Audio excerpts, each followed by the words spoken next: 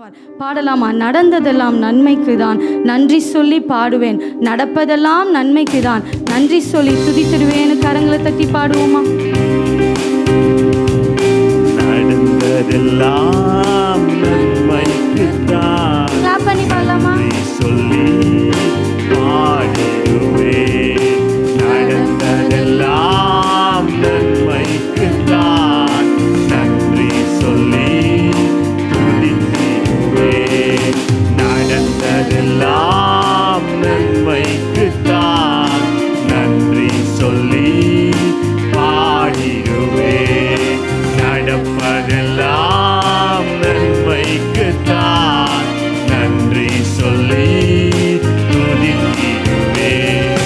யெகோவா தேவன் இதுவரை நடத்தினாரே, இதுவரை நடத்தினாரே.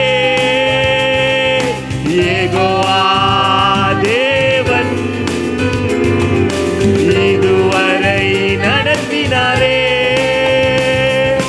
நன்றி சொல்வேன் நாள் முழுதும், நாளெல்லாம் நன்றி சொல்லலாமா? நன்றி சொல்வேன். சொல்லுப்பா. நன்றி சொல்வேன் நாள் முழுதும், நாளெல்லாம் நன்றி சொல்வேன். நடந்ததெல்லாம் நன்மைக்கு தான், நன்றி சொல்லி சொல்லலாமா? பாடிடுவேன். நடப்பதெல்லாம் நடப்பதெல்லாம் நன்மைக்கு தான், நன்றி சொல்லி துதித்திடுவேன். தாயின் கருவிலே தெரிந்து கொண்டு அழைத்தாரே தேவன், அவர் ஏந்தி வந்தார், சுமந்தும் வந்தார், நாளெல்லாம் நன்றி சொல்லுவேன்னு பாடலாமா? இதுவரை நம்மளை ஏந்தினார், சுமந்தார், அவர் தப்பு வைத்தார். முதிர் வயது வரைக்கும் அவர் அப்படியே செய்ய அவர் சர்வ வல்லமை உள்ள தேவனாய் இருக்கிறாரே. நன்றி நிறைந்த இருதயத்தோடு பாடுவோமா? அப்பாவை பார்த்து எல்லா நன்மைக்கு தான் நன்றி டாடின்னு சொல்லும் போது அந்த அன்பின் பிரசனத்தினால இந்த ஆரம்ப வேலையிலிருந்தே அவர் நம்ம நிரப்ப அவர் வல்லமை உள்ளவராக இருக்கிறாரே. Feel the presence of the Holy Spirit. தாயின் கருவிலே தெரிந்து கொண்டு அழைத்தாரே தேவனவர். சொல்லலாமா? தாயின் கருவிலே தெரிந்து கொண்டு அழைத்தாரே தேவனவர். ஏந்தி வந்தார், சுமந்து வந்தார், நாளெல்லாம் நன்றி சொல்வேன்.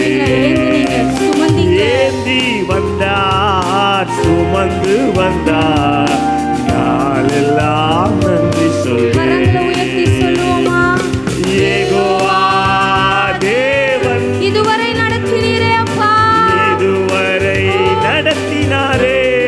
சொல்லுவீங்களா? யெகோவா தேவன் இதுவரை நடத்தினாரே. நன்றி சொல்வேன் நாள் முழுதும், நாளெல்லாம் நன்றி சொல்வேன். இதுவரை நடத்தினதற்கு நன்றி சொல்லுவேப்பா. நன்றி சொல்வேன் நாள் முழுதும், நாளெல்லாம் நன்றி சொல்வேன். நடந்ததெல்லாம் நன்மைக்கு தான், நன்றி சொல்லி பாடிடுவேன். நடப்பதெல்லாம் நன்மைக்கு தான், நன்றி சொல்லி துதித்திடுவேன். கைவிட்டாரே, மறந்தாரே என்று நீ புலம்புவது ஏன்? தாய் உன்னை மறந்தாலும் அவர் உன்னை மறப்பதில்லையே. தாயின் கருவில் உருவாகும் முன்னவே அந்த அநாதி சிநேகத்தினாலே அவர் நம்மை நேசித்தாரே. அவர் மறப்பாரோ? மறந்துவிட அவர் மனுஷன் அல்ல, மனமாற அவர் மனுபுத்திரனும் அல்ல. அவரை துதித்து பாடுவோமா? இதுவரை நீங்க தானப்பா நடத்துறீங்க. தண்ணீரா இருந்தாலும் அப்பா, அக்கினியா இருந்தாலும், வறண்ட நிலமா இருந்தாலும் என் கையை பிடிச்சு நடத்தினது சர்வ வல்லமை உள்ளவர் அல்லவா? இனியும் நீர் என்னை நடத்துவீர்னு பாடுவோமா? கைவிட்டாரே மறந்தாரே என்று நீ புலம்புவதே. கைவிட்டாரே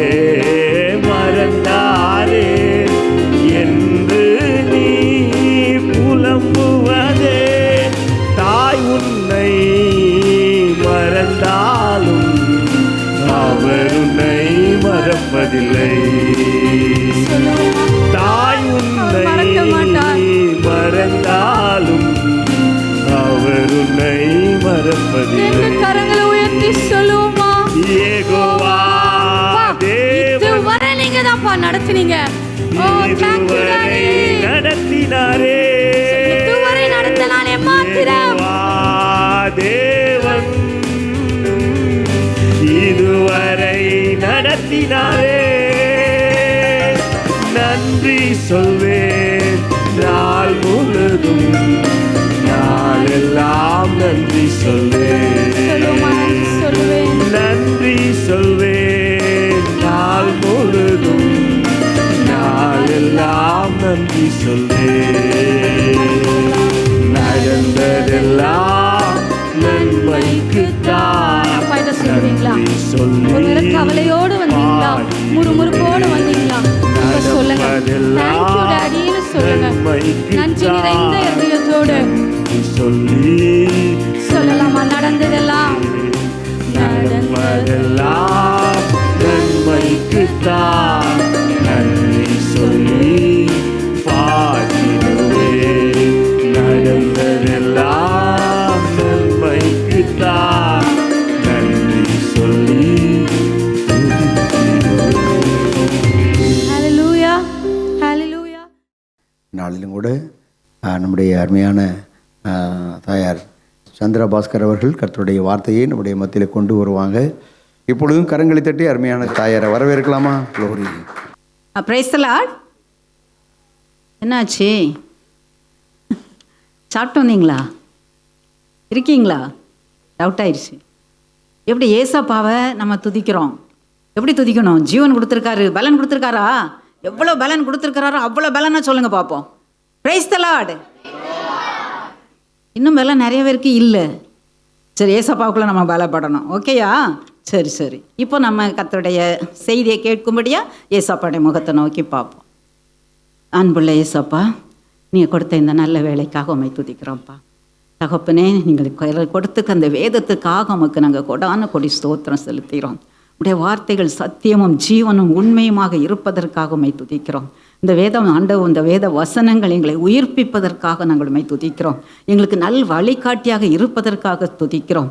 எங்களை உம்மோடு ஐக்கியப்படுத்துவதற்கு, உடைய உறவில் நாங்கள் பலப்படுவதற்கு, எங்களை பலப்படுத்துகிற உடைய ஜீவ வார்த்தைகளுக்காக உமக்கு நன்றி செலுத்துகிறோம். கர்த்தாவே, இப்பொழுது கூட அந்த வார்த்தை மூலமாக நீர் எங்களோடு பேசுங்கப்பா. நாங்கள் கேட்குறோம். நீங்கள் மகிமைப்படுங்க. உமக்கே எல்லா கன மகிமை செலுத்துகிறோம். இயேசுவின் மூலமே ஜெபிக்கிறோம் பிதாவே. ஆமேன், ஆமேன். சரி, வாக்குத்தத்தம் என்னம்மா? இந்த மாசத்து வாக்குத்தத்தம், என் நெருக்கத்திலே கர்த்தரை நோக்கி கூப்பிட்டேன் இல்லையா? அவர் என்ன செஞ்சார்? அவர் என்னை கேட்டருளி என்ன செஞ்சார்?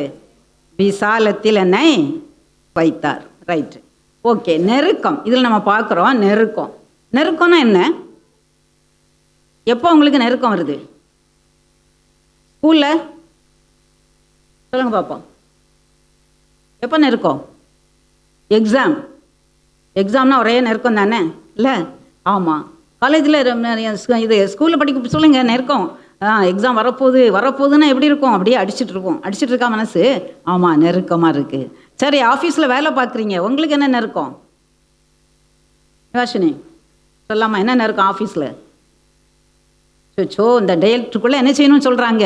ப்ராஜெக்டை முடிக்கணும்னு சொல்கிறாங்க. அந்த டேட்டு வர நெருக்கம், வர என்ன செஞ்சுருக்கோம்? அப்படியே நெருக்கம் இல்லையா? ஆமாம். சில சமயம் என்ன செய்கிறோம்? நம்ம பிஸ்னஸில் எனக்கு என்ன ஆகுது? லாஸ் ஆச்சுது. எதிர்பார்த்தது கிடைக்கல, லாபம் கிடைக்கல. அப்போ நெருக்கம் இருக்கா? அப்புறம் என்ன ஆச்சுது? ப்ரொமோஷன், எனக்கு வர வேண்டிய ப்ரொமோஷன் கிடைக்கல. எனக்கு கொடுக்க வேண்டியதை இன்னொருத்தங்களுக்கு கொடுத்துட்டாங்க. அப்போ நமக்கு என்ன? நெருக்கம். சில சமயம் நமக்கு வியாதி, தாங்க முடியாத சில வியாதிகள் வரும்போது அது நமக்கு என்னவா இருக்குது? நெருக்கமாக இருக்குது.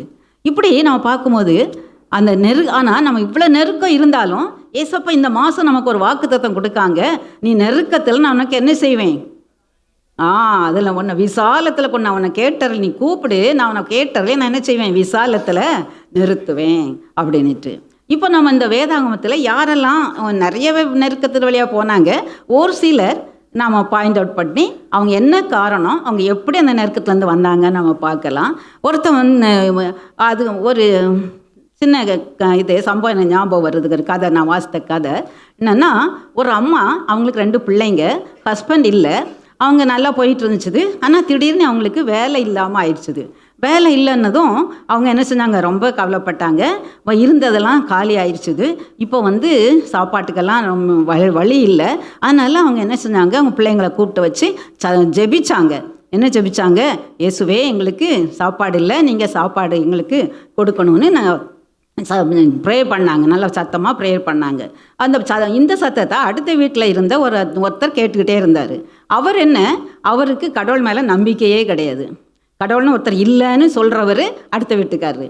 அப்போ இவர் சிரிச்சுக்கிட்டாரு, ஏய் நீ இயேசுவையா பார்த்து கூப்பிடுற, அந்த இயேசு உனக்கு கொடுப்பாரா நான் பார்க்குறேன் அப்படின்னு சொல்லிட்டு இவர் என்ன பண்ணார், ஒரு இதில் சூப்பர் மார்க்கெட்டில் போய் நிறையா க்ரோசரிஸ் நிறையா, அதாவது சாப்பாட்டுக்கு வேண்டிய எல்லா ஜாமானங்களும் வாங்கிக்கிட்டு ஒரு பாக்ஸில் வச்சு கொண்டு கதவை தட்டினோடனே இந்த அம்மா திறந்தா இந்த அடுத்த வீட்டுக்கார் அவர் சொன்னார், நீ சும்மா இயேசுவே கொடுன்னு சொல்லலையே, என்னைக்கு இயேசு கொடுத்தாரு, அதனால் நான் கொடுக்கேன் பாரு, உனக்கு இயேசெல்லாம் கொடுக்க மாட்டார், நான் கொடுக்கேன் அப்படின்னு அவர் அந்த பாக்ஸை கொடுத்தாரு. கொடுத்தோடனே இந்த அம்மா சொன்னாங்க, அல்லேலூயா, பிரேஸ் த லார்ட், ஏசப்பா உனக்கு கோடான கோடி ஸ்தோத்திரம். அவருக்கு புரியவே இல்லை ஏன் இந்த அம்மா அப்படி சத்தம் போடுறாங்கன்னு. ரொம்ப ஸ்தோத்திரம், ஏன்னா நீங்கள் ஒரு டெவிலை கொண்டு கூட என் ஜெபத்துக்கு ஆன்சர் கொடுப்பீங்கன்னு நான் இப்போ அறிஞ்சிக்கிட்டேன்ப்பா, உமக்கு ஸ்தோத்திரம்.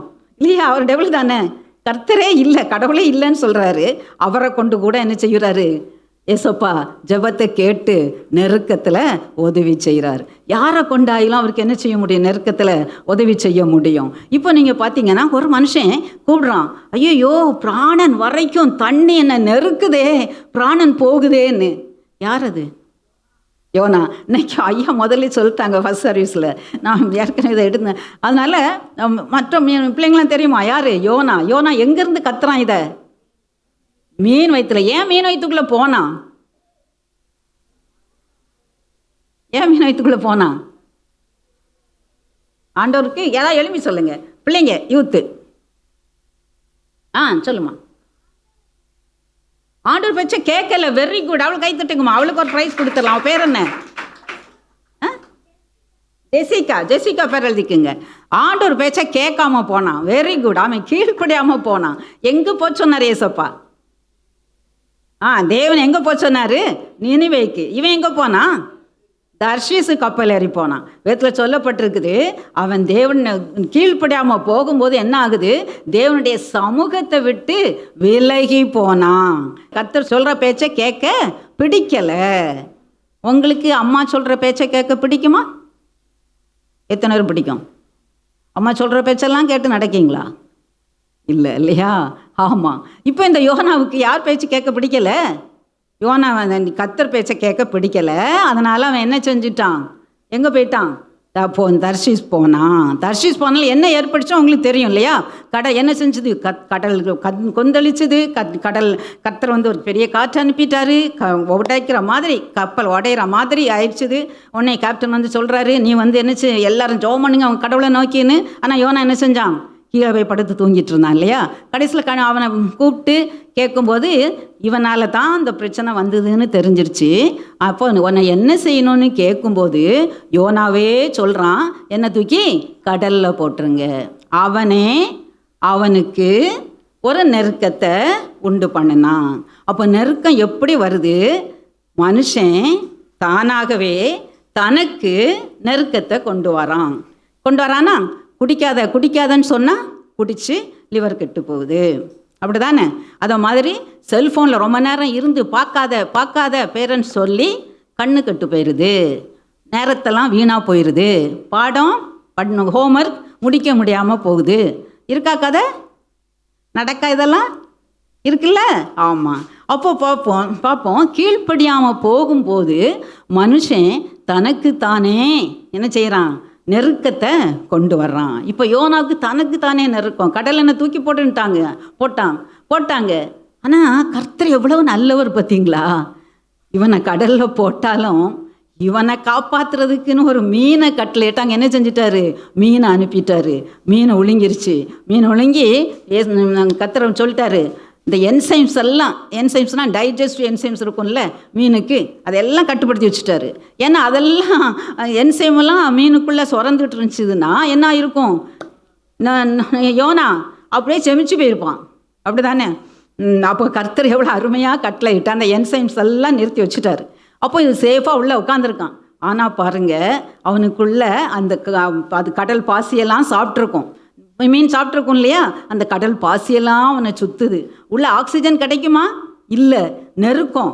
பிராணன் வரைக்கும் தண்ணி கடலுக்குள்ளே, கடலில் விழுந்து மீன் விழுங்கினா கூட என்ன ஆச்சுது? பிராணன் வரைக்கும் தண்ணி. அந்த நேரத்தில் அவன் என்ன செய்கிறான்? கர்த்தரை நோக்கி கூப்பிட்டான். அவன் கூப்பிட்டான். நம்ம இதில் சொல்லப்பட்டிருக்குது, நமக்கு வாக்கு தத்தத்தில், நெருக்கத்தில் நான் கர்த்தரை நோக்கி கூப்பிட்டேன், அவர் விசாலத்தில் வைத்தார். அப்போ நெருக்கம் வரும்னு நினச்சிடும், கூப்பிடுறோம். இவன் எப்படி கூப்பிட்டான் பாருங்க. கூப்பிட்டான். அவன் என்ன சொல்கிறான் பாருங்க. 2:5 யோனா 2:5 தண்ணீர்கள் பிரயாண பரியந்தும் என்னை நெருக்கிறது, ஆழி என்னை சூழ்ந்தது, கடற்பாசி என் தலையை சுற்றி கொண்டது. கரெக்ட். 2:2மா 2:2 வாசிங்க. என் நெருக்கத்தில் நான் கர்த்தரை நோக்கி கூப்பிட்டேன், அவர் எனக்கு உத்தரவு அருளினார். நான் பாதாளத்தின் வயிற்றில் இருந்து கூக்குரலிட்டேன், நீர் என் சத்தத்தை கேட்டீர். நீர் என் சத்தத்தை கேட்டீர். அங்க பாருங்க, அவர் எனக்கு உத்தரவு அருளினார். இப்ப எங்க உட்கார்ந்துருக்கான்? மீன் வயிற்றுக்குள்ள. உத்தரவு அருளி செஞ்சிட்டாரா? அருளி செஞ்சிட்டாரா? அவன் அருளினார் சொல்றான். ஆனா நடந்துட்டாது? நடந்துட்டா? உத்தரவு அருளினார் தானே, அருளினார்னு இருக்குது இல்லையா? இப்போ அவன் எங்கேருந்தே அதை சொல்கிறான், உத்தரவு அருளினீர்னு. மீன் வயிற்றுக்குள்ளே இருந்துக்கிட்டே தான் சொல்கிறான், நீர் உத்தரவு அருளினீர். அதே மாதிரி நான் கூக்குரலிட்டேன், நீர் என் சத்தத்தை கேட்டீர். அப்போ என்னது? கேட்டாரா? இல்லை. ஆனால் அவனுக்கு என்ன இருந்துச்சுது? விசுவாசம், நம்பிக்கை. யார் மேலே?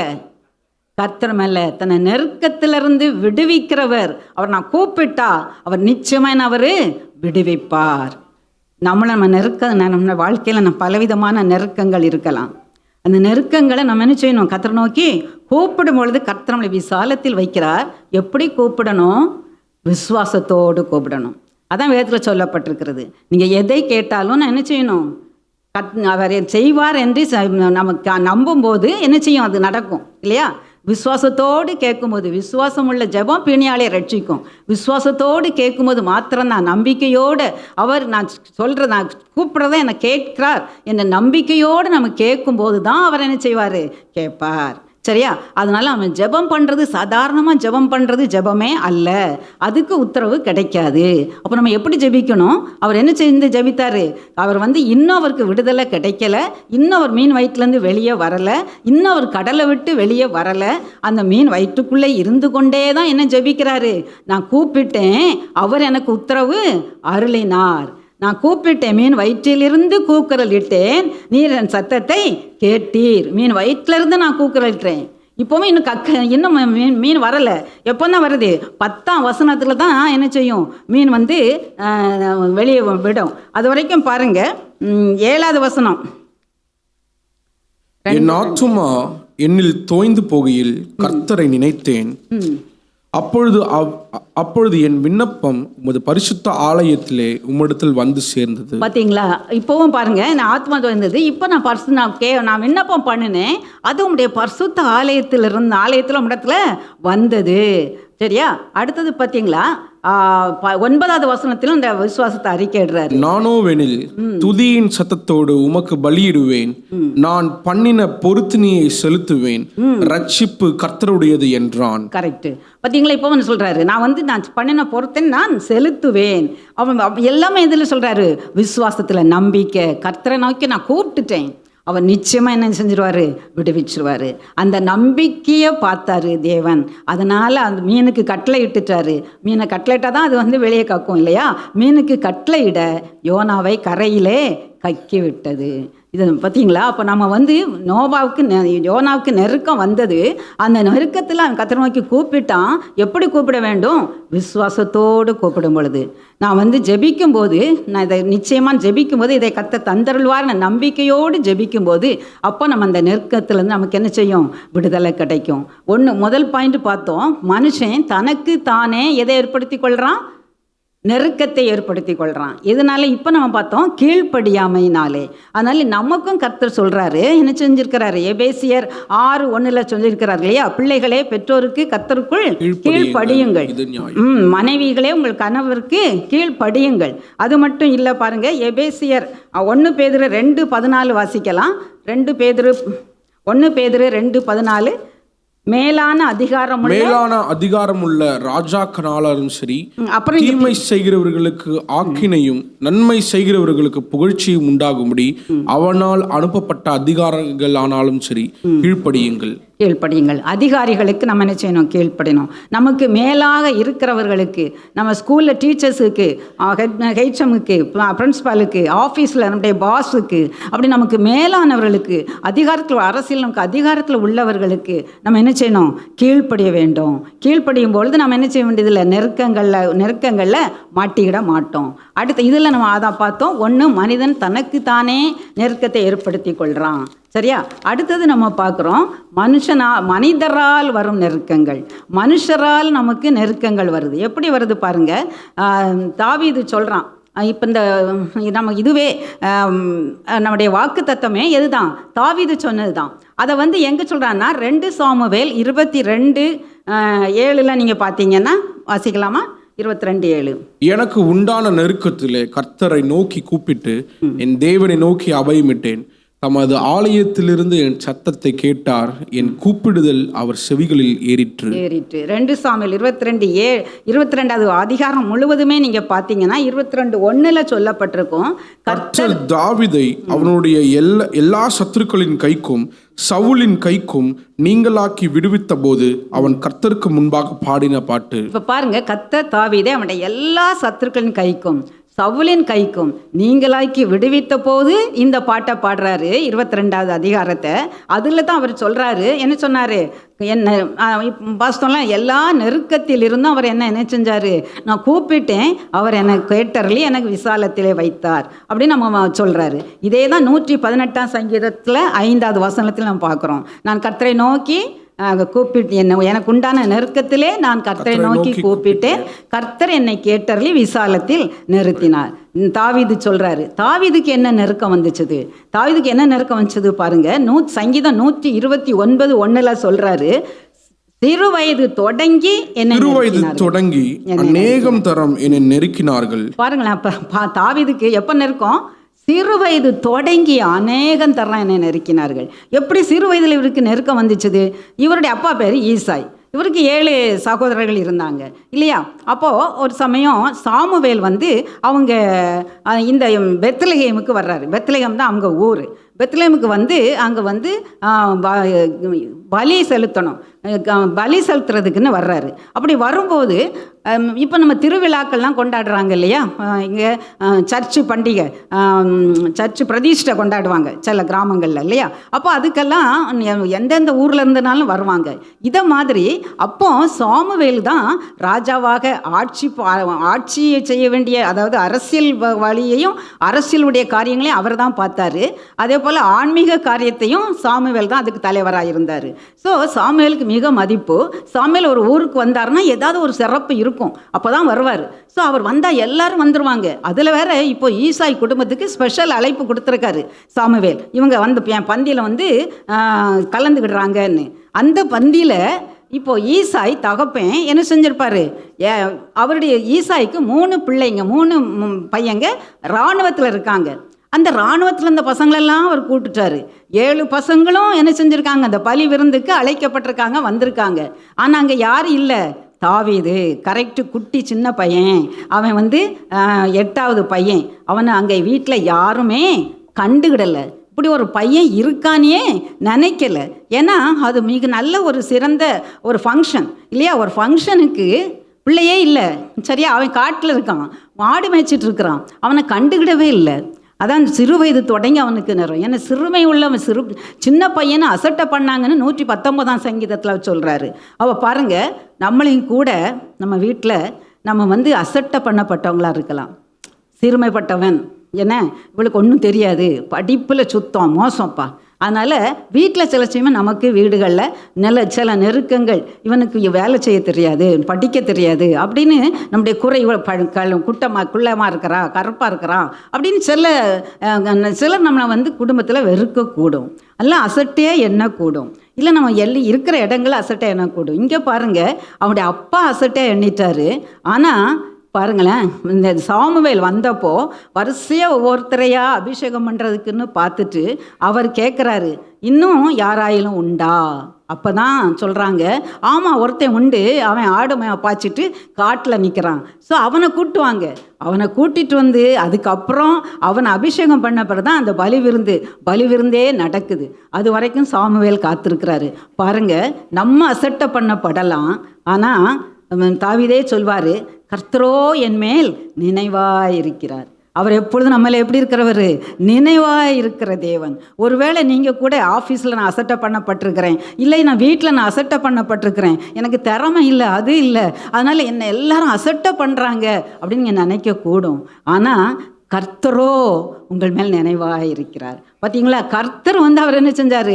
அழைச்சார். இன்னொருத்தன் உண்டை, ஆமாம் தாவீதுக்கு ஸ்பெஷல் அழைப்பு. அவர் வந்த பிறகு தான் அந்த பலியே செலுத்தப்படுகிறது. ஸோ அப்படி தாவீது நெருக்கத்திலிருந்து வெடுக்கப்படுறான். சிறு வயதிலேயே அவனுக்கு பாடு. சரி, சிறு வயதில் தான் பாடு. அப்புறம் என்ன, வளர்ந்துட்டு வர்றான். அப்போது பெலிஸ்தர் நாட்டில் பெலிஸ்தர்கள் போருக்கு வந்துட்டாங்க. கோலியாத்து பெலிஸ்தருக்காக ரெப்ரசன்ட் பண்ணி முன்னால் நிற்கிறாரு. இப்போது ஈசாயினுடைய பிள்ளைங்கள்லாம் 3 பேர் போர் வீரர்கள் இல்லையா, அவங்கெல்லாம் போருக்கு போயிட்டாங்க. போன உடனே ஈசாய் சொல்கிறாரு தாவீதை கூப்பிட்டு, சரி நீ போய் உன்னுடைய சகோதரர்கள்லாம் போருக்கு போயிருக்காங்களே, அவங்களாம் சுகமாக இருக்காங்களான்னு நலம் விசாரிச்சுட்டு வா அப்படின்னு அவரை என்ன செஞ்சுறாரு, தாவீதை அனுப்பி வைக்காங்க.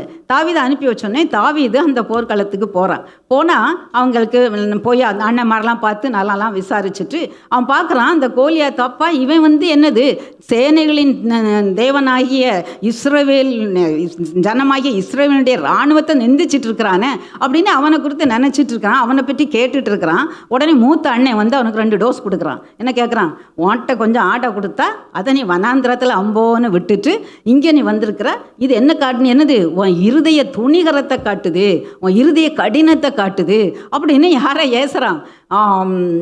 இதை தாவீதை ஏசுறான். அவன் வந்தது பாவம் இவங்களை பார்க்குறதுக்கு வந்தான் இல்லையா, நன்மை செஞ்ச வந்தான். ஆனால் அவனுக்கு அங்கே என்ன கிடைச்சிது? ஏச்சு. கடைசியில் உங்களுக்கு தெரியும், கோலியாத்தை ஜெயித்துட்டாரு. ஜெயித்த உடனே என்ன ஆச்சுது? பெண்களெல்லாம் பாட்டாங்க. என்ன பாட்டாங்க? சவுல் கொன்றது 1000, தாவீது கொன்றது 10000ன்னு பாடிட்டாங்க. உடனே சவுலுக்கு என்ன வந்துருச்சு? பொறாமை வந்துருச்சு. சரியா, முதல்ல வீட்டில் அவளை ஒதுக்கிட்டாங்க, 2வது சகோதரர்கள் பகைச்சாங்க, அடுத்தது இப்போ பார்க்குறோம் யார்?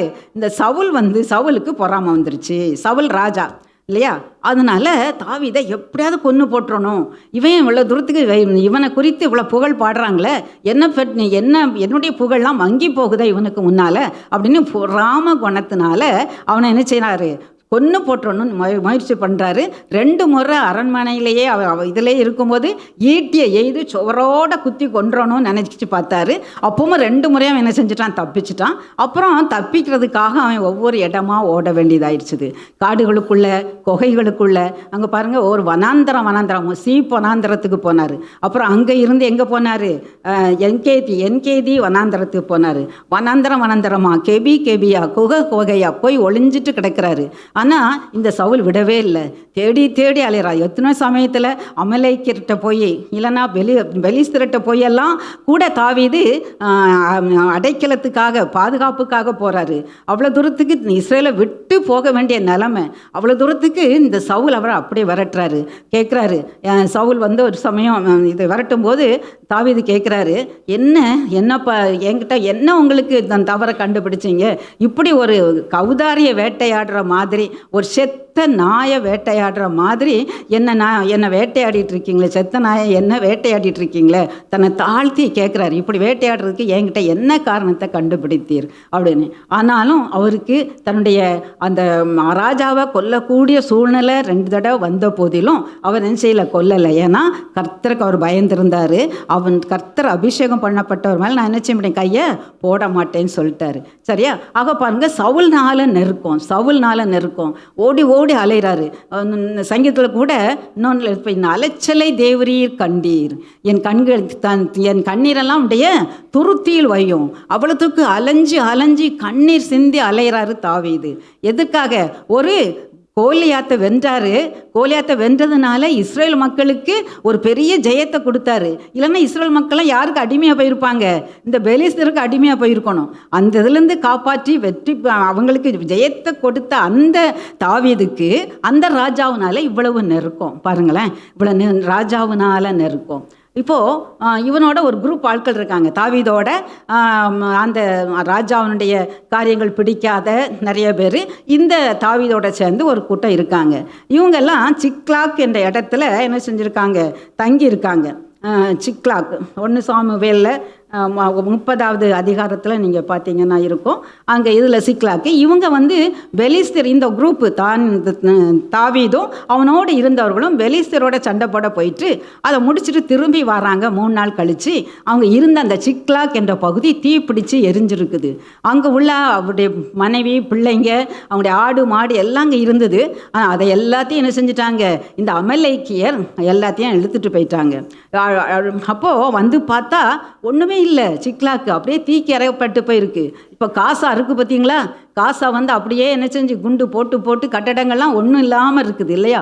அந்த நிலைமையில் சிக்லாக் அன்னைக்கு இருக்குது. இருந்த உடனே பார்த்தா எல்லாருக்கும் ரொம்ப கவலை. இவரோட வந்த கூட்டத்து மக்களுக்கும் ரொம்பவும் கவலை. அதனால் என்ன சொல்லப்பட்டிருப்பாங்க அந்த வசனம் 1 சாமுவேல் 30:6 நினைச்சுனா மிகவும் நெருக்கப்பட்டான். அந்த 1 போதும். சாரி, முழுசையும் வாசித்துருங்க. தாவீது மிகவும் நெருக்கப்பட்டான். எப்படி பாருங்க, தாவீது மிகவும் நெருக்கப்பட்டான். சகல ஜனங்களும் தங்கள் குமாரத்திகள் நிமித்தம் மனக்லேசமானதினால் அவனை கல்லெறிய வேண்டும் என்று சொல்லி கொண்டார்கள். தாவீது தன் தேவனாகிய கர்த்தருக்குள்ளே தன்னை திடப்படுத்தி கொண்டான். பாருங்களேன், அப்போ இங்க தன்னோட கூட இருந்தவங்க. இப்போ இதுவரைக்கும் பார்த்தோம், அங்கே அப்பா வீட்டில் நெருக்கம், அடுத்து சின்ன வயசுலேயே சகோதரர்களை நெருக்கம், ராஜாவால் நெருக்கம். இப்போ சொந்தமாக தனக்குன்னு ஒரு குரூப் இருந்தாங்க. அவங்களோட இதே மாதிரி நமக்கும் கூட நம்முடைய நண்பர்களால் நெருக்கம் ஏற்படக்கூடும். அந்த சவுல் பொறாமப்பட்டது போல் நம்ம வாழ்க்கையிலையும் கூட நம்ம நல்ல மார்க் எடுத்துட்டோமா, நம்ம ஃப்ரெண்ட்ஸுக்கு பொறாமல் வந்துடும்ல. நம்ம ப்ரமோஷன் கிடச்சிட்டா, ஒரு ப்ராஜெக்டை நம்ம சக்ஸஸாக செஞ்சு முடிச்சிட்டோமா, அப்போ நம்மளை சுற்றிலும் ஒரு பொறாம கூட்டம் இருக்கத்தான் செய்யும். அந்த பொறாம கொள்கிறதுனால நமக்கு நெருக்கங்கள் வரத்தான் செய்யும். ஆனால் நம்ம அதை நம்ம என்ன செய்ய வேண்டியதில்லை, கவலைப்பட வேண்டியதே இல்லை. ஏன்னா யார் நம்மளோட இருக்கா? கர்த்தர். அவர் என்ன செய்வார், நான் நெருக்கத்தில் கூப்பிடும் பொழுது அவர் என்ன செய்வார், பதில் கொடுப்பார். என் கூப்பிடுதலை அவர் கேட்பார் இல்லையா, என்னை விசாலத்தில் வைப்பார். அதனால் இங்கே பாருங்கள், இங்கேயும் அவனு பொறாமையான கூட்டம். கடைசியில் இப்போ கூட இருந்தவங்களே என்ன செய்ய நினச்சிட்டாங்க, எங்கள் ஒய்ஃபு பிள்ளைகளெல்லாம் போயிட்டாங்களே அப்படின்னு. என்ன தாவீதை கொள்ளையடிச்சிட்டு போனது யார்? அமலேக்கியர். ஆனால் தாவீதை என்ன செய்யணும்னு நினைக்கிறாங்க, கல்லெறியணும்னு நினைக்கிறாங்க. அந்த நேரத்தில் தாவீது என்ன செஞ்சார் பார்த்தீங்களா, தன்னை திடப்படுத்தி கொண்டார். கர்த்தருக்குள் தன்னை திடப்படுத்தி கொண்டார். அதுதான் முக்கியம். அவர் என்ன செஞ்சார், மனுஷரெல்லாம் நம்பவே இல்லை. யாரை மாத்திரம் சார்ந்து கொண்டார்? கர்த்தரை சார்ந்து கொண்டார். கர்த்தருக்குள் தன்னை திடப்படுத்தி கொண்டார். திடப்படுத்திட்டு கர்த்தர்கிட்டே கேட்காரு, நாங்கள் நாம் அமலேக்கியரை பின்தொடர்ந்து போகலாமா, அதை நாங்கள் ஜெயிக்க முடியுமா, நாங்கள் இழந்ததெல்லாம் மீட்டு கொள்ள முடியுமா? அப்போ கர்த்தர் சொல்கிறார், நீ போ, நாங்கள் என்ன செய்ய முடியும், ஜெயிக்க முடியும், நீ இழந்ததெல்லாம் மீட்டு கொள்ளுவா. பார்த்தீங்களா, நமக்கும் என்ன ஒரு இது வரணும், நான் எந்த ஒரு பிரச்சனை வந்தாலும், எந்த ஒரு நெருக்கம் வந்தாலும் நான் கர்த்தர்கிட்ட போய் நான் கேட்கணும். ஆண்டவரே, நான் இதை இதில் எனக்கு வெற்றி கிடைக்குமா, இந்த பிரச்சனைலேருந்து நீர் எனக்கு விடுதலை தருவீரா, இவங்க நான் ஜெயிக்க முடியுமா அப்படின்னு நம்ம யார்கிட்ட எல்லாவற்றுக்கும். நீங்கள் தாவீதை பார்த்தீங்கன்னா ஒவ்வொரு காரியத்திற்கும் கர்த்தரை கேட்டு கேட்டு செய்வார். இதை மாதிரி நம்முடைய வாழ்க்கையிலையும் நம்ம ஒவ்வொரு காரியத்தை நீங்கள் படிக்கிறதுக்கு முன்னால், ஏசப்பா எனக்கு நீங்கள் உதவி செய்யுங்க, எனக்கு ஞானம் தாங்க அப்படின்னு நீ கேட்கும்போது அவர் என்ன செய்வார்? ஞானம் தருவார். உனக்கு கணக்கு பிரச்சனை வந்துச்சுன்னா, ஆண்டவரே எனக்கு இந்த ப்ராப்ளம் சால்வ் பண்ண முடியல, நீங்கள் சால்வ் பண்ணி சொல்லித்தாங்கன்னா சால்வ் பண்ணி தருவார். அதே மாதிரி ஒரு ப்ராஜெக்டில் உனக்கு நெருக்கம் வருது, இதை முடிக்கணும், ஞானம் இல்லை அப்படின்னு, எனக்கு முடியல ஏசப்பா, எனக்கு ஞானம் தாங்க, இந்த ப்ராஜெக்டை முடிக்கிறதுக்கு ஞானம் தாங்கன்னு ஏசப்பாட்ட கேட்கும்போது ஞானம் தருவார். இப்படி நம்முடைய குடும்ப ப்ராப்ளம் வரும்போது கூட, நெருக்கங்கள் பிரச்சனைகள் வரும்போது கூட மனுஷர்கிட்ட போய் உதவி கேட்காதபடிக்கு நம்ம முதல்ல கர்த்தரை தேடி அவர்கிட்ட உதவி கேட்கும்போது அவர் நமக்கு நல்ல அழகாக கைட் பண்ணுவார். ஈவன் நீங்கள் டாக்டர்கிட்ட போகணுன்னா கூட, வியாதினா கூட, சுகம் இல்லைன்னா கூட, நம்ம உடனே எந்த டாக்டர்கிட்ட போகிறது, அவங்க இவங்ககிட்ட ஃபோன் போட்டு எதை யார் பெஸ்ட்டு யார் அப்படின்னு நம்ம கேட்குறதுக்கு முன்னாடி, ஏசப்பா இதுக்கு நான் எங்கே போகணும், நீங்கள் சரியானபடி ஒரு ஆலோசனை கொடுங்க அப்படின்னு நம்ம அவரை கேட்கும்போது அவர் நமக்கு சரியான ஆலோசனை கொடுப்பார். தாவீதுட்ட உள்ள ஒரு பெஸ்ட்டு அவர் நெருக்கங்கள், இவ்வளோ நெருக்கங்கள்னாலும் நெருக்கங்களை மேற்கொள்வதற்கு அவர்கிட்ட ஒரு முக்கியமான காரியம், என்ன காரியமாக இருந்தாலும் யார்கிட்ட கேட்பார்? அவர் கர்த்தர்கிட்ட கேட்பார், உடனே கேட்பார். அதனால் அவர் கேட்டதுனால அவர் மீண்டும் இழந்தது எல்லாவற்றையும் என்ன செஞ்சிட்டாரு? மீண்டும் பெற்றுக்கொண்டார். பார்த்தீங்களா, நீங்கள் கூட வாழ்க்கையில் எதையாவது இழந்திருக்கக்கூடும். ஒருவேளை பணத்தை இழந்திருக்கலாம், வேலையை இழந்திருக்கலாம், ஒரு படிப்பில் மார்க் இல்லை குறைஞ்சிருக்கலாம் இல்லையா, ஏதாவது ஒரு இழப்பு இருந்திருக்கக்கூடும். ஆனால் அதை கர்த்தர் நினச்சிக்கும், அப்படிப்பட்ட நெருக்கத்தை கர்த்தர் மாற்றி நமக்கு விசாலத்தில் நம்மளை கொண்டு நிறுத்த கர்த்தர் வல்லமை உள்ளவர். எப்போ நம்ம அவரை நோக்கி பார்த்து அவர்கிட்டத்தில் ஆலோசனை கேட்கும்போது, அவருக்குள்ளே நம்மளை திடப்படுத்தி கொள்ளும்போது, அவரையே சார்ந்து இருக்கும்போது, நமக்கு இந்த நெருக்கம் எல்லாத்துலேருந்து அவருக்கு என்ன செய்கிறார்? நமக்கு விடுதலை தர்றாரு. அப்போ சொந்த இது அடுத்தப்ப பார்த்தீங்கன்னா அவர் ராஜா ஆயிட்டாரு. ராஜா ஆனதுக்கு அப்புறமாவது நிம்மதியாக இருந்துச்சா அப்படின்னா இல்லை. அப்பவும் யார் வரா? மகன் எழும்பிட்டான். மகன் எழும்பி, தாவீது என்ன ராஜாவாக இருக்கு, எங்கள் அப்பாவா ராஜா, நான் தான் ராஜா அப்படின்னு அப்பாவை விரட்டிட்டு மகன் ராஜா வர்றதுக்காக என்ன செஞ்சுட்டு இருக்கிறான்? அவன் படையோடு வர்றான். அவனுக்கு தப்பிக்கிறதுக்காக வேதத்தில் சொல்லப்பட்டிருக்கு, அவர் எப்படி நடந்து போனாராம்? கால்நடையாக ஓடி போகிறாரு. கால்நடை, அவர் குரூப், அவரோட சேர்ந்தவங்கலாம் சேர்ந்து கால்நடையாக போகிறாங்க.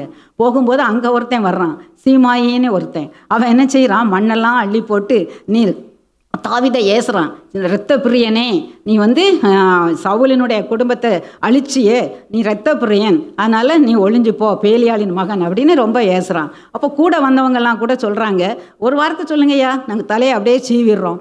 அப்போது சவுல் தாவீது என்ன சொல்ல தெரியுமா?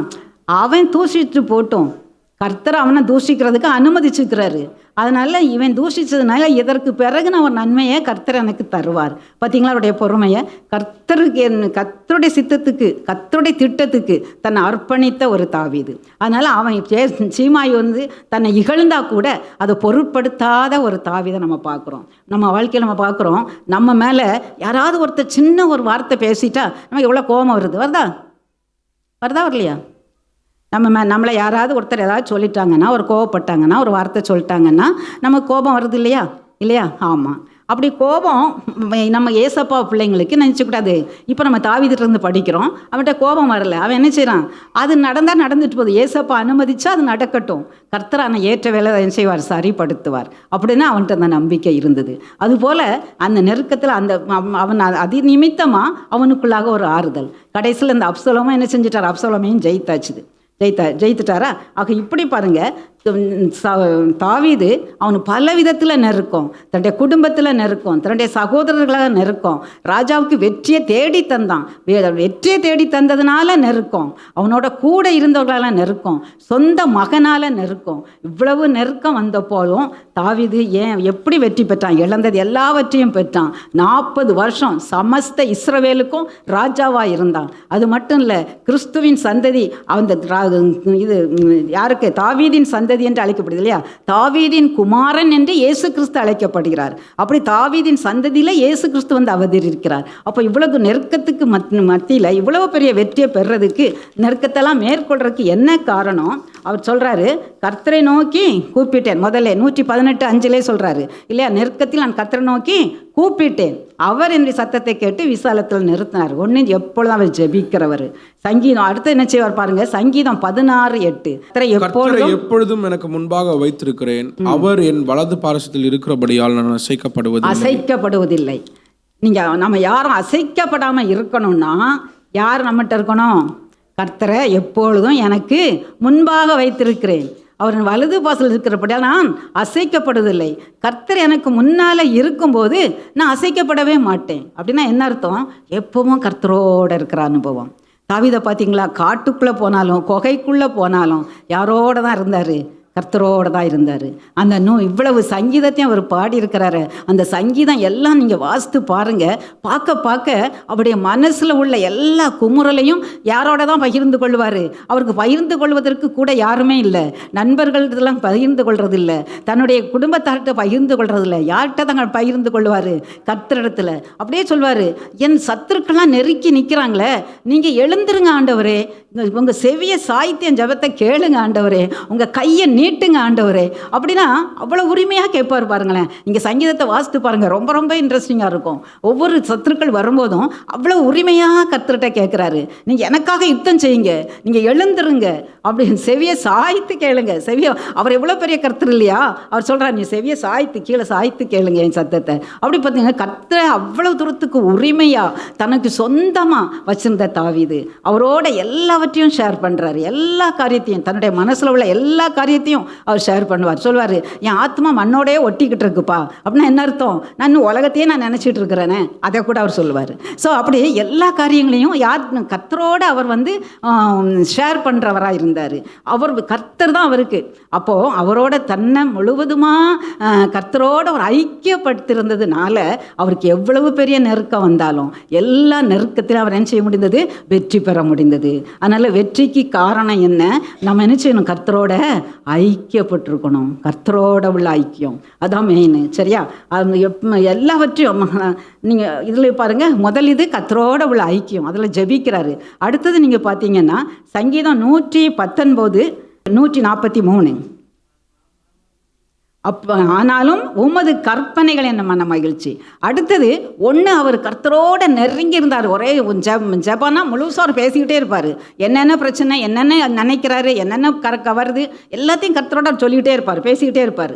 அப்போது அதுதான் ஜெபம். நம்மளும் அப்படி தான், நம்முடைய வாழ்க்கையிலும் இதுதான் நம்ம அனுபவமாக இருக்கணும். என்னென்ன ஒரு பிரச்சனை, என்னென்ன காரியமோ நான் போகிறேன் ஏசப்பா, நான் புறப்பட்டு போகிறேன், நீங்கள் கூட வாங்க, இல்லையா? நான் இப்போ ரோட்டில் பார்க்குறேன் ஆண்டவரே, இவங்கெல்லாம் இப்படி குடிச்சிட்டு கிடக்குறாங்க, இவங்களை ரட்சிங்க ஏசப்பா. இப்படி நம்ம ஒவ்வொரு சமயமும் என்னென்ன நம்ம பார்த்துட்டே இருக்கிறோமோ, எதெல்லாம் நமக்கு அழுத்தமாக இருக்குதோ, சில சமயம் ஏசப்பா எங்கள் மிஸ் இப்படி ஏசிட்டாங்க ஆண்டவரே, எனக்கு நீங்கள் வருத்தமாக இருக்கு ஏசப்பா, அதையும் நீங்கள் ஏசப்பாட்டே சொல்லணும். அந்த வருத்தத்தை ஏசப்பா எடுத்து போட்டுருவார். எங்கள் பாஸ் என்ன இப்படி ஏசிட்டார் ஏசப்பா, எனக்கு இது இந்த டைமுக்குள்ளே முடிக்க முடியல ஏசப்பா, அவர்கிட்ட சொல்லுங்கள். அவர் உங்களுக்கு அந்த பிரச்சனையை மாற்றி போடுவார்.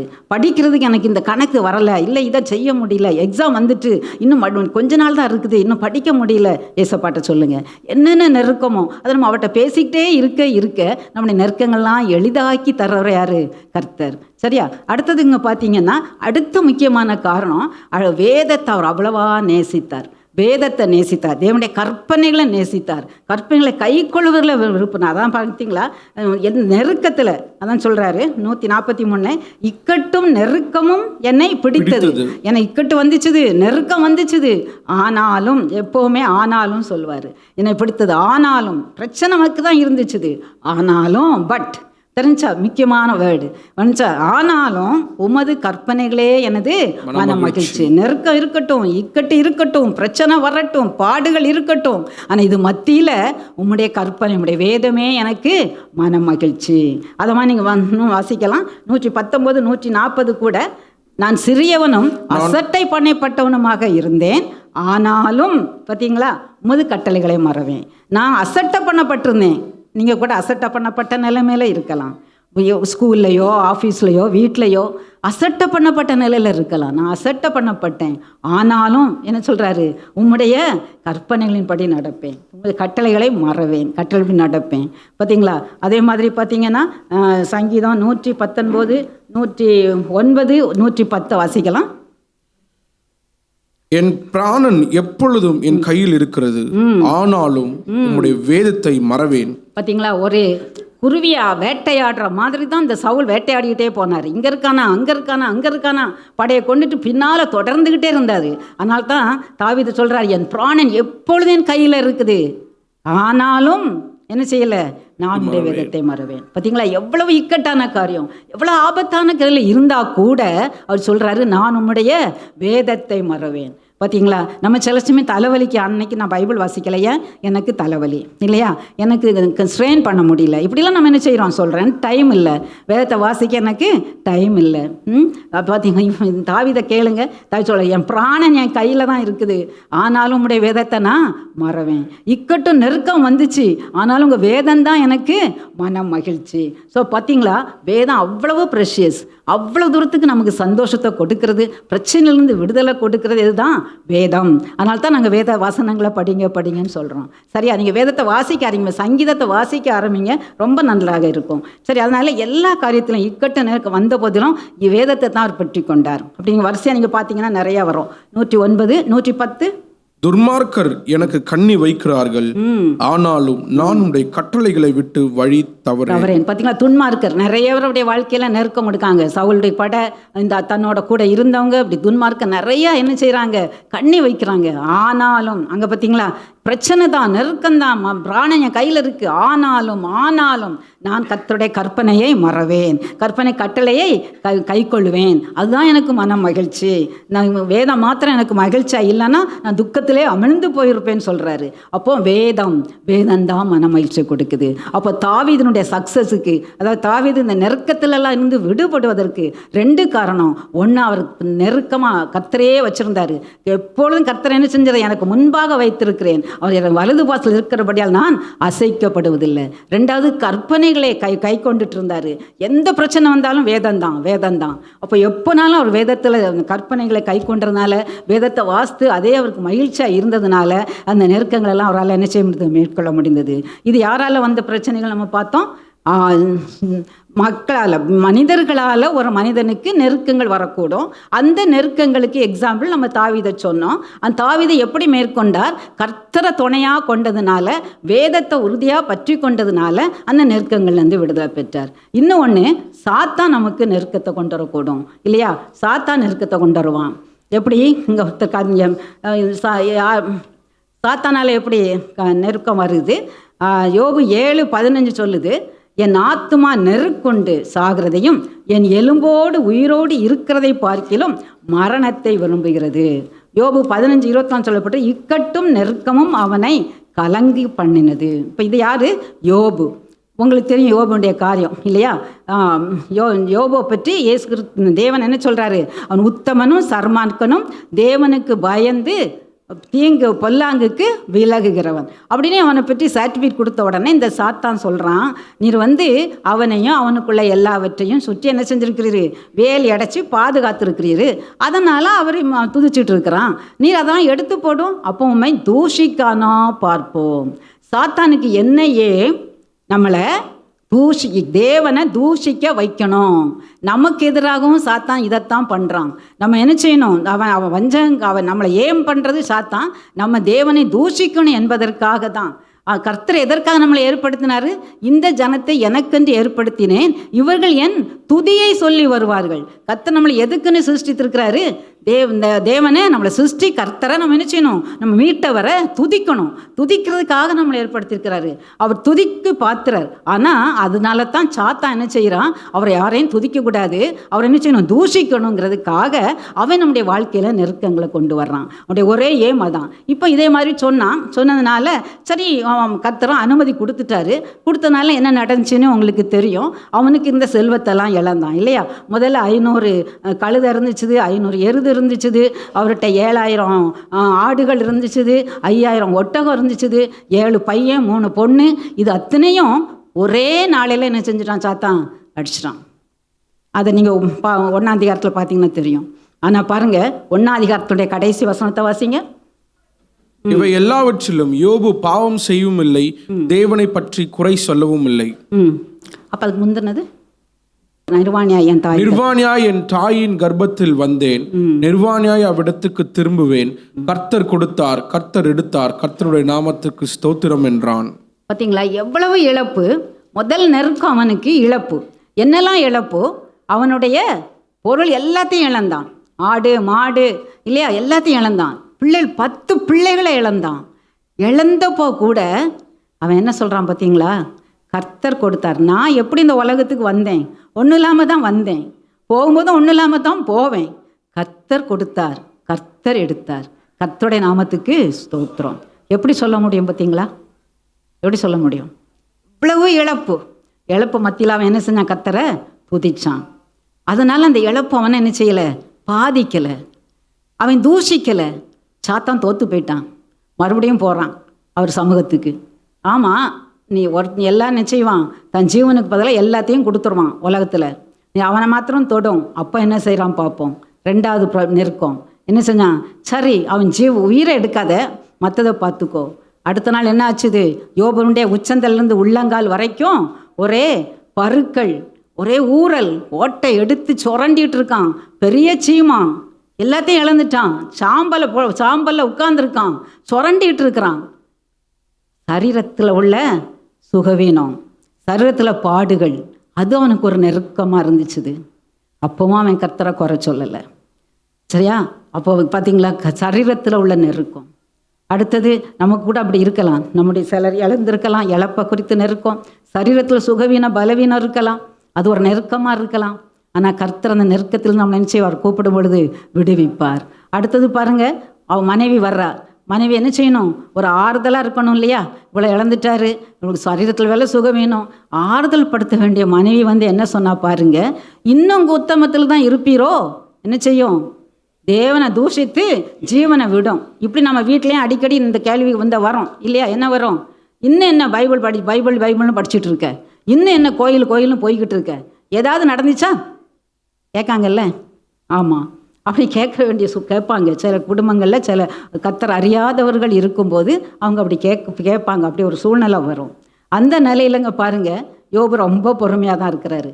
மனைவி சொல்கிறாரு, ஆமாம், நீ பைத்தியக்காரி மாதிரி பேசாத, இது வரைக்கும் நன்மையாக அனுபவித்தோமே, இப்போ தீமை அனுபவிக்க வேண்டாமா? எவ்வளோ அழகாக ஆன்சர் சொல்கிறார் பார்த்தீங்களா? பேலன்ஸ். எவ்வளவு நன்மை அனுபவித்தோமே, இப்போ நம்ம தீமை அனுபவிக்க வேண்டாமா? இப்போ மனைவி ஆறுதல் படுத்துகிற மனைவி சொல்கிறாரு, நீ தூஷித்து கர்த்தரை தூஷித்துருன்னு சொல்கிற. இதே தான் சாத்தானுடைய சாத்தான் என்ன செய்கிறான்? யோபை எப்படியாவது தூஷிக்க வைக்கணும்னு நினைக்கிறான். இப்போ மனைவி மூலமாக சொல்கிறான், தூஷித்து ஜீவனை விடும் இல்லையா? தூஷித்தானா யோபு? இல்லை, கர்த்தருக்கே சார்ந்துக்கலாம். அவர் கொடுத்தாருப்பா. இப்போ என்ன செய்யணும்? அவர்கிட்ட நன்மை அனுபவிச்சோப்பா, இப்போ தீமை அனுபவிக்கும். நம்மளும் கூட பாருங்க, நன்மையை அனுபவிக்கும்போது சந்தோஷமா இருக்கிறோம், ஸ்தோத்திரம் சொல்கிறோம். தீமை வந்துச்சுன்னா கொஞ்ச நாள் பொறுப்போம். ஐயோ, கர்த்தர் கண்ணு இருக்கா, மூணு இருக்கா, என்ன கடவுள் ஜோபம் பண்ணாலும் கேட்கவே மாட்டேங்காரு, என்ன ஆச்சுது, அவர் தூரமாக போயிட்டாரோ, என்ன கேட்காம போயிட்டாரோ, என் ஜெபத்தை கேட்க மாட்டாரோ, இப்படிலாம் நம்ம புலம்ப ஆரம்பிச்சிடுறோம், முறுமுறுக்க ஆரம்பிச்சிடுறோம். அப்படி எல்லாம் பிரியமானவங்களே, கர்த்தர் நம்மளோட தான் இருக்கிறார் இல்லையா? நம்ம கூப்பிடும் பொழுது நிச்சயமாக என்ன செய்வார்? இந்த எல்லா பிரச்சனையிலேருந்து, எல்லா நெருக்கங்கள்லேருந்து அவர் நினச்சி கூடக்கூடாது, விடுதலை கொடுக்கக்கூடியவராக இருக்கிறாரு. இப்போ பாருங்கள், மனைவி, சொந்த மனைவியே பேசினாலும் கூட அவர் என்ன செய்யலை? கர்த்தரை தூஷிக்கலை இல்லையா? அவருக்கு அருமையாக பேசுகிறாரு. அடுத்தது பாருங்கள், அவருடைய மனைவி போச்சு. இப்போ பாருங்க, ஃப்ரெண்ட்ஸ் எல்லாம் கேள்விப்பட்டாங்க. என்னது? இந்த யோபுக்கு இவ்வளோ நெருக்கம் வந்துட்டு, கஷ்டம் வந்துட்டு அப்படின்னு என்னச்சு, ஒவ்வொரு ஊர்லேருந்து வர்றாங்க. தோமானியாங்கிற ஊர்லேருந்து எலிப்பாஸ் வர்றாரு. அப்புறம் சூகியனாகிய பில்தாத்து, நாகமாத்தியனாகிய சோப்பார், இவங்கெல்லாம் வர்றாங்க. நண்பர்கள்லாம் வர்றாங்க. சரி, நண்பர்கள்லாம் வந்தாங்கன்னா என்ன செய்வாங்க? ஆறுதல் சொல்லுவாங்க, ஏதோ நமக்கு அன்பாக இருப்பாங்க அப்படின்னு நினச்சா அவங்க சொல்கிறாங்க, நீர் நன்மை செஞ்சுருந்தா, நீ நியாயமாக நடந்திருந்தா இதெல்லாம் நீங்கள் நடந்திருக்குமா? உமக்கு நீர் நியாயக்கேடு செஞ்சதுனால தான் இதெல்லாம் வந்தது அப்படின்னு நீங்கள் வாஸ்து பார்த்தீங்கன்னா 3 பேரும் மாற்றி அவரை என்ன செஞ்சுட்டே இருக்காங்க? குற்றம் சாட்டிக்கிட்டே இருக்காங்க. அப்போது யோபு சொல்கிறாரு 6:14 சொல்கிறாரு, உபாதிக்கப்படுகிறவனுக்கு, வாசிக்கலாமா? உபாதிக்கப்படுகிறவனுக்கு அவனுடைய சிநேகிதனால் தயை கிடைக்க வேண்டும், அவனோ சர்வ வல்லவருக்கு பயப்படாதே போகிறான். இப்ப பாருங்க, ஒரு ஃப்ரெண்டு வந்தா என்ன செய்யணும்? நமக்கு அவனால தயை கிடைக்கணும். ஆனா இவங்க சிநேகிதரும் என்ன செய்யறாங்க? இவனுக்கு படுகொலை வெட்டுறாங்களாம். தயை செய்யாம என்ன செஞ்சாங்களாம்? படுகொலை வெட்டுறாங்க சிநேகிதர்கள் அப்புறம் 19:13 நீங்க பாத்தீங்கன்னா, அதை ஒருத்தர் வாசித்துருங்கம்மா. 19:13, என் சகோதரரை என்னை விட்டு தூரப்படுத்தினார், எனக்கு அறிமுகமானவர்கள் எனக்கு அந்நியராய். அதை நானே சொல்லிடுறேன், நிறைய இருக்குது.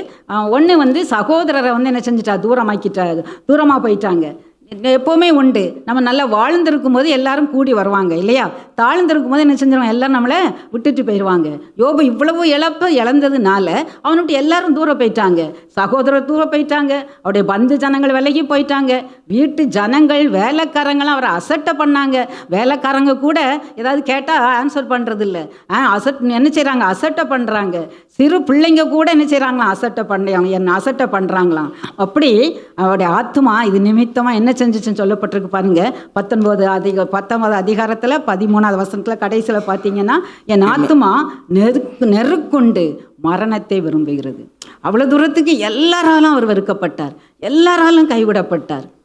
ஆனால் இது வரைக்கும் சாத்தான் சொன்னால் தூஷிப்பான்னு. ஆனால் யோபு என்ன செய்யவே இல்லை, இவ்வளவு நெருக்கங்கள் மத்தியிலும் என்ன பொறுமையாக என்ன செஞ்சார், சகித்தார். அதுக்கு காரணம் என்ன?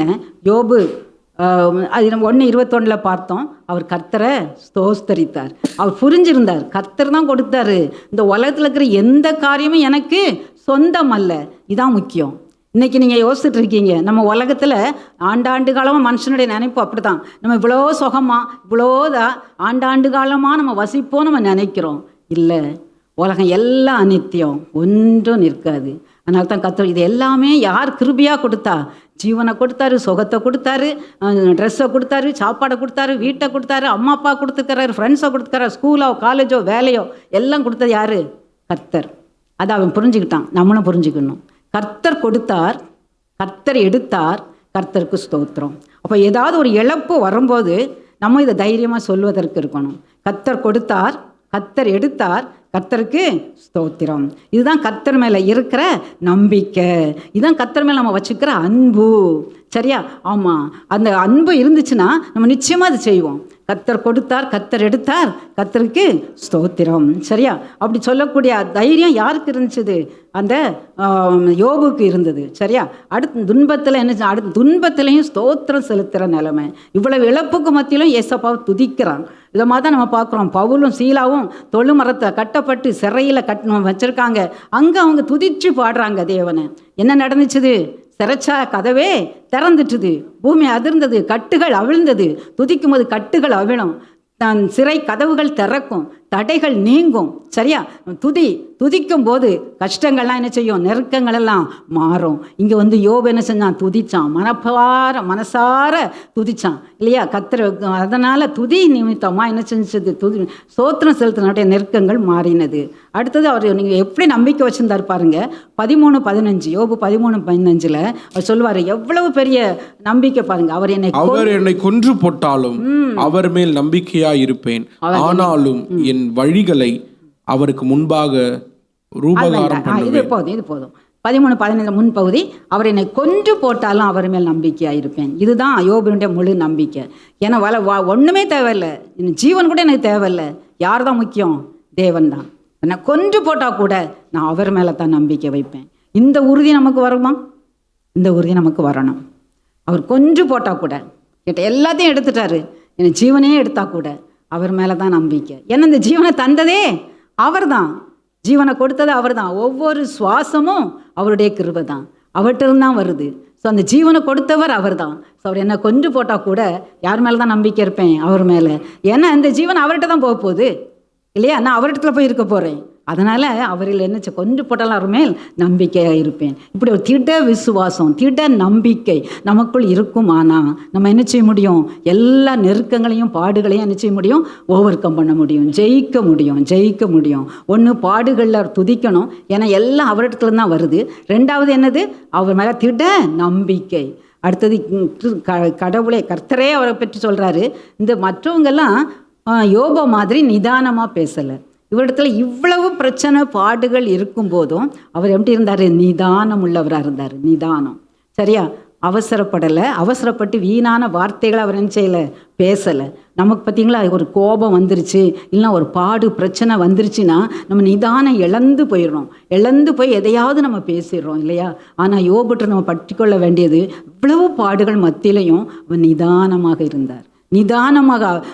கர்த்தரே சாட்சி கொடுக்கிறார். யோபு நிதானமாக, தாசனாய் யோபு பேசினது போல, நிதானமாக பேசினது போல நீங்கள் பேசலைன்னு. அப்போ அந்த நிதானம் எப்போ அவற்றில் முழு நம்பிக்கை வைக்கும்போது அந்த நிதானம் நமக்கு வரும். நம்ம செக் பண்ணி பார்ப்போம், நம்மகிட்ட அந்த நிதானம் இருக்குதா? நம்ம படபடன்னு நம்ம பேசிடுறோமா? நம்ம கஷ்டப்படுறது மற்றவங்க தான் காரணம்னு நினச்சி மற்றவங்க மேலே நம்ம பழியை சுமத்தி ஏசி பேசிடுறோம் இல்லையா? ஆக பாருங்கள், அந்த நிதானத்தை இழந்து விடக்கூடாது. நெருக்கத்தில் அப்படி நிதானத்தை இழக்காமல் இருந்தான் கடைசியில் கர்த்தரே சொல்கிறாரு, இந்த நண்பர்களுக்காக நீ ஜோமனுப்பா, அப்போ தான் நான் கேட்பேன் அப்படின்னு இல்லையா? அந்த நண்பர்கள் யார்? அவரை குறை சொல்லி வெந்த பொண்ணில் வேலை பாய்ச்சின நண்பர்கள் இல்லையா? அவனுக்கு வேதனையை கொடுத்த நண்பர்கள். இந்த நண்பர்களுக்காக யார் ஜெபம் பண்ணுறா? யோபு. இந்த இப்படி நம்ம பார்ப்போம், நம்மளை யாராவது ஏசிட்டா பேசிட்டா நம்ம நண்பர்கள் இல்லைன்னா நம்ம கிளாஸில், நம்ம காலேஜில், நம்ம ஆஃபீஸில் உள்ளவங்க நமக்கு எதிராக ஏதாவது செஞ்சிட்டாங்கன்னா அவங்களுக்காக நம்மளால் ஜெபிக்க முடியுமா? முடியாது இல்லையா? யோபு என்ன செஞ்சான்? இந்த நண்பர்களாக வந்து தன்னை குறைச்சனவங்களுக்காக ஜெபித்தான். அதனால் கர்த்தருடைய ஜெபத்தை கேட்டு என்ன செஞ்சார்? ரெட்டிப்பான நன்மையை கொடுத்தார் இல்லையா? ரெட்டிப்பான நன்மை, இழந்து போன எல்லாவற்றையும் ரெட்டிப்பாக பெற்றான். எழுந்து போன நம்முடைய நெருக்கங்கள் வரக்கூடும். அந்த நெருக்கங்களை நம்ம வந்து கர்த்தருடைய பாதத்தில் வைத்து நம்ம அதை ஓவர் கம் பண்ணும்போது நமக்கு என்ன வருது? ரெட்டிப்பான நன்மை. துன்பத்து வரும்போது கர்த்தரை துதிக்கும் போது ரெட்டிப்பான நன்மை. கர்த்தரையே நம்பிக்கையாக கொண்டு போட்டால் அவர் தான் என் நம்பிக்கைன்னு அவர் மேலே உறுதியான நம்பிக்கை வைக்கும்போது, அதுதான் தாவீதும் வச்சார் இல்லையா? அப்படி உறுதியான நம்பிக்கை வைக்கும்போது ரெட்டிப்பான இழந்த எல்லாவற்றையும் என்ன செய்ய முடியும்? ரெட்டிப்பாக பெற முடியும். நம்ம எதிரிகளுக்காக நம்ம ஜெபிக்கும் போது என்ன செய்ய முடியும்? ரெட்டிப்பான நன்மையை பெற்றுக்கொள்ள முடியும். அப்போ 3 காரியம் நம்ம பார்த்தோம். ஒன்று, மனிதன் தனக்குத்தானே ஏற்றுக்கொள்கிற என்னது? தனக்கு நானே ஏற்றுக்கொள்கிற நெருக்கங்கள், மனிதரால் வருகிற நெருக்கங்கள். அடுத்தது சத்ருவினால் வருகிற நெருக்கங்கள். இதில் முக்கியமான விஷயம் என்னன்னா, கர்த்தர் சவால் விட்டார் இல்லையா? அந்த நம்பிக்கைக்கு பாத்திரனா யார் நடந்துக்கிட்டா? யோபு. சாத்தா வந்து சொன்னான், நீ இதை எடுத்து பாரோ அதை எடுத்து பாரோ, அப்போ தூஷிக்கான ஒன்று. ஆனால் யோபு என்ன செய்யலை? எந்த நிலையிலையும் என்ன செய்யலை? தூஷிக்கலை. எந்த நிலையிலையும் எல்லாவற்றையும் இழந்த போதிலும் கர்த்தராக என்ன செய்யவே இல்லை? தூஷிக்கவே இல்லை. எனவே கிறிஸ்து ஜெயித்தார். அவருடைய சேலஞ்ச், அந்த கிறிஸ்து ஜெயித்தார். சாத்தா என்ன செஞ்சு போயிட்டான்? தோத்து போனான். இன்றைக்கு நம்ம மேலேயும் கர்த்தர் அப்படி தான் ஒரு நம்பிக்கை வச்சுருக்கிறாரு. இவன் ஏன் பிள்ளை, இவன் மேலே நம்பிக்கை வச்சுருக்கிறேன், இவளுக்கு என்ன பாடு வந்தாலும் இவன் என்ன தூஷிக்க மாட்டா, என்னத்தான் நோக்கி பார்ப்பான் அப்படின்னு நம்ம மேலே கர்த்தர் நம்பிக்கை வச்சுக்கிறாரு. என்ன துதிப்பான், என்ன மகிமைப்படுத்துவா, இந்த பாடுகள் மத்தியில், கஷ்டங்கள் மத்தியில் என் மகன் என்னத்தான் மகிமைப்படுத்துவா, என் மகன் என்னத்தான் மகிமைப்படுத்துவான், நம்ம மேலே நம்பிக்கை வச்சுருக்கிறாரு. சாத்தான் பார்த்துக்கிட்டே இருக்கான், எப்போ இவ வந்து முறுமுறுப்பா. நம்மகிட்ட நல்ல ஃபாதர் ஒரு பாட்டு பாடியிருப்பாங்க இல்லையா? என்ன முறுமுறுத்தா சாத்தான் திரும்பி வருவான், துதிச்சா ஓடி போவான் இல்லையா? பாடுறோம், அது செயலை காட்டுறோமா? நம்ம செயலில் உண்டா? அப்படி செய்யலை நம்ம காட்டும்போது மாத்திரம்தான் நம்ம நெருக்கங்கள்ந்து விடுவிக்கப்பட்டு என்ன செய்ய முடியும்? நம்ம ஆசீர்வதிக்கப்பட முடியும். சரியா? இன்னும் ஒரே ஒரு நெருக்கத்தை மாத்திரம் 5 நிமிஷம் சொல்லி முடிச்சிடுறேன். என்ன நெருக்கம்னா, கர்த்தர் நம்ம இடத்துல எதிர்பார்க்கிற ஒரு நெருக்கம். என்னென்னா, பவுல் சொல்கிறாரு, 2 Corinthians 4:5 சொல்கிறாரு, எப்பக்கத்திலும் நெருக்கப்பட்டு நாங்கள் ஒடுங்கி போகிறதில்ல. பவுல் நெருக்கப்படுறார்.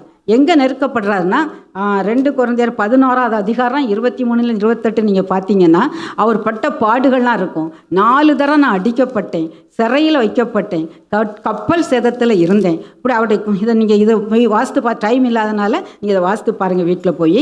இவ்வளவு பாடுகள் இருந்தாலும் நான் என்ன செஞ்சேன்? எப்பக்கத்திலும் நாங்கள் நெருக்கப்பட்டாலும் நாங்கள் என்ன செய்யறதில்ல? ஒடுங்கி போகிறதில்லை. பவுல் எதற்காக நெருக்கப்பட்டார்? தேவனுடைய ராஜ்யத்தை கட்டுவதற்காக.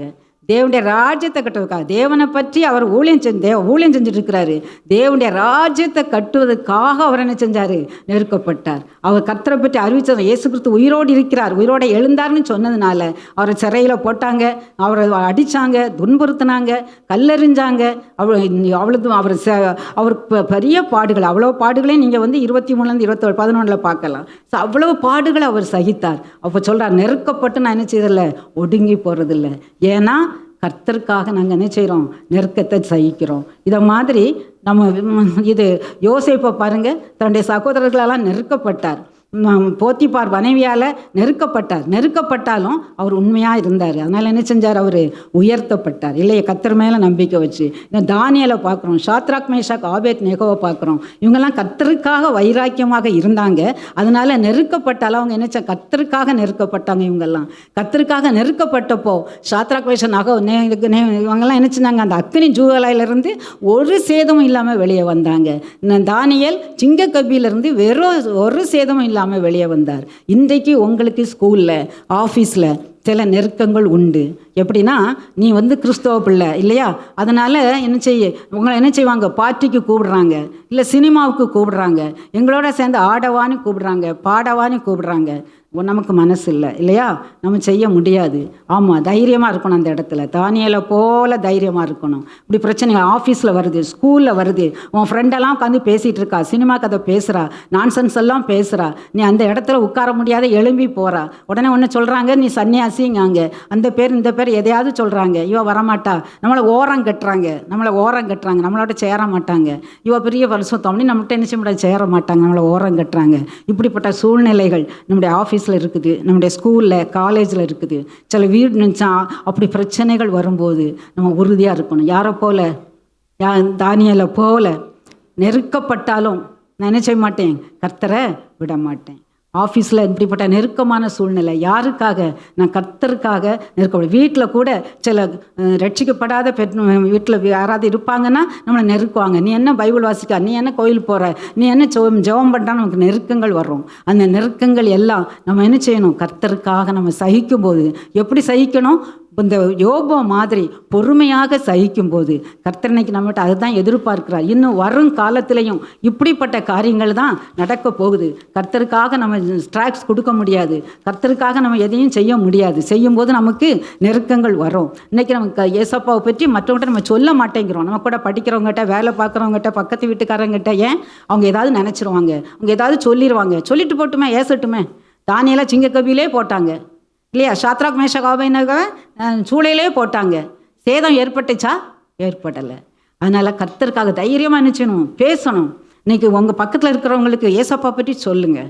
நீ ஏசப்பா பற்றி சொல்லக்கூடாத, அதாவது ஏசப்பா இல்லாத ஒரு இடத்துல, ஆஃபீஸ்லேயோ காலேஜ்லேயோ கூட இருக்காதீங்க. இன்னைக்கு காலையில் நம்ம பாஸ்டர் கூட ஒரு இவரை பற்றி சொன்னாங்க இல்லையா, கெர்க் என்கிறவரை பற்றி. கர்த்தருக்காக எப்படி தன்னை அவர் ஊழியம் செஞ்ச போது அவரை ஷூட் பண்ணிட்டாங்க இல்லையா. அதை அப்படியே மனைவி சொல்கிறாங்க, நாங்கள் அந்த தொடர்ந்து ஷூட் பண்ணாலும் பரவாயில்ல, நான் தொடர்ந்து இந்த ஊழியத்தை செய்வேன். அப்படி தான் கிரகாம் இல்லையா, அவருடைய மனைவி, அவரும் அவருடைய 2 பசங்களும் சுட்டு கொல்லப்பட்டாங்க. தீயிறக்கை ஸ்ட்ரீப்பில் வச்சு ஏன்னா தேவனுடைய ஊழியத்தை செய்ததற்காக எரிக்கப்பட்டாங்க. அவருடைய மனைவி சொன்னாங்க, நாங்கள் தொடர்ந்து அவங்கள மன்னிக்கிறேன், நான் தொடர்ந்து ஊழியத்தை செய்வேன். இதுதான் கிறிஸ்துவுக்காக நெருக்கங்களை நாம் சபிக்க கர்த்தர் அழைக்கிறார். இன்றைக்கு நீங்கள் உங்களை யோசித்து பாருங்கள், வாலிப பிள்ளைங்க உங்கள்கிட்ட கர்த்தர் அதை தான் எதிர்பார்க்குறார். நெருக்கங்கள் வரும், கர்த்தருக்காக நீ நெருக்கத்தோடைய ஆஃபீஸில், ஸ்கூலில் சகிப்பியா? இந்த நெருக்கத்தின் மத்தியில் நீ எனக்குன்னு ஊழியம் செய்வியா? கர்த்தரைக்கு உன்னை பார்த்து கேட்குறாரு. ஜோமனோமா, எளிமையான ஜோமனோமா. ஸ்தோத்திரிக்கிற கர்த்தாவே, உம்மை துதிக்கிறோமப்பா. தகப்பனே, நாங்கள் நெருக்கங்கள், ஆண்டவரே, நாங்கள் எங்களுடைய குணநலங்கள்னால நாங்கள் உமக்கு கீழ்ப்படியாமல் உம்முடைய சமூகத்தை விட்டு விலகி ஓடும்போது எங்களுக்கு நெருக்கம் வருதுப்பா. மனிதர்களால் எங்களுக்கு நெருக்கம் வருதுப்பா. ஆண்டவரே, சத்ருனால எங்களுக்கு நெருக்கம் வருது, சாத்தானால நெருக்கம் வருதுப்பா. இந்த நெருக்கங்கள்லாம் வரும் பொழுது கர்த்தாவே, நாங்கள் உம்மை துதிக்கிறவர்களாக காணப்பட்டால், நாங்கள் உண்மையே உறுதியாக பற்றி கொள்கிறவர்கள், ஆழ்ந்த விசுவாசத்தை உம்மீது வைத்திருந்தால், வேதத்தை எங்களுக்கு மனமகிழ்ச்சியாக நாங்கள் ஏற்றுக்கொண்டோமே, ஆனா இந்த நெருக்கங்களும் நாங்கள் விடுபட முடியும்னு நாங்கள் இப்போ நீங்கள் எங்களுக்கு கற்றுக் கொடுத்தீங்கப்பா. உமக்கு ஸ்தோத்திரம். ஆண்டவரே, இந்த நேரத்திலும் நீர் எங்களை பார்த்து கேட்கிறீரப்பா, நீ எனக்காக நெருக்கப்பட நீ உன்னை ஒப்பு கொடுப்பாயா? நான் எல்லாவற்றையும் கர்த்தருடன் நான் தந்தேனே, இந்த ஜீவனையே உனக்காக கொடுத்தேனே, என்னுடைய ரத்தத்தெல்லாம் உனக்காக சிந்தி கொடுத்தேனே, நீ எனக்காக என்ன செய்கிற? நீ எனக்காக நெருக்கப்பட உன்னை ஒப்பு கொடுக்குறியா? இல்லை உலகத்தாரோடு சேர்ந்து உலக வேஷத்தை தரித்து கொண்டு இருக்கிறாயா? மற்ற பிள்ளைகளோட சேர்ந்து உலக காரியங்களிலே நீ ஈடுபட்டு கொண்டு இருக்கிறாயா? ஒருவேளை செல்ஃபோனுக்கு அடிமையாய் கிடக்கிறியா? மற்றவங்க சீரியலுக்கு அடிமையாய் கிடக்கிறியா? ஒருவேளை உலக காரியங்களையே நீ உன்னை ஈடுபடுத்தி கொண்டிருக்கிறியா? இன்றைக்கு நீ ஒரு தீர்மானம் எடுப்பாயா? உன்னுடைய நெருக்கங்கள் உனக்கு வராமல் இருக்க எனக்காக நீ நெருக்கங்களை சகிப்பாயா? என்னை அறியாத மக்களுக்கு வேதனையில, பாடுகள்ல, பாவ சோதனைகள்ல விழுந்து கிடக்கிற உன் நண்பர்களுக்கு, பக்கத்துல இருக்கிறாங்க உன் நண்பர்கள் பாவ சொன்ன விழுந்து கிடக்காங்க, அவர்களுக்கு என்னுடைய அன்பை சொல்லுவியா? உன்னுடைய நெருக்கம் நான் சாத்ராக் மேஷாக் யாபேத்னேகோட கூட இருந்தது போல, தானியேலோடு இருந்தது போல நான் உன்னோடு இருக்கிறேன். பவுல் சொன்னது போல எப்பக்கம் நெருக்கப்பட்டோம் நான் ஒடுங்கி போறதில்லை, நம்ம ஒடுங்கி போக மாட்டோம். கர்த்தருக்காக நம்ம நெருக்கப்படும் பொழுது ஒடுங்கி போக மாட்டோம். மகளே, மகனே, நீ சிந்தித்து பார். உன்னை ஒப்பு கொடுப்பியா? கர்த்தருக்காக நான் நெருக்கப்பட ஒப்பு கொடுக்கிறேன். வருங்காலங்கள்ல நெருக்கங்கள் உண்டு. கர்த்தருக்காக பாடு அனுபவிக்க வேண்டிய காலங்கள் வருகிறது. அதற்குள்ளாக நான் விசுவாசத்தில் தாவீதை போல, யோபுவை போல, கொன்று போட்டாலும் உன் மீது நம்பிக்கையாக இருப்பேன் என்ற யோபுவை போல, கர்த்தாவே உண்மையே முழு நம்பிக்கையாக நாங்கள் வைக்கும்போது கர்த்தாவே உமக்காக நாங்கள் பாடுகளை சகிக்க முடியும். ராஜா தகப்பனே, அந்த ஒரு நம்பிக்கை பிள்ளைகளுக்கு தருவீராக, ஆழ்ந்த விசுவாசத்தை தருவீராக, வேதத்தை மனமகிழ்ச்சியாக கொள்ள உதவி செய்வீராக, ஜெபத்தில் தரித்திருக்க உதவி செய்வீராக.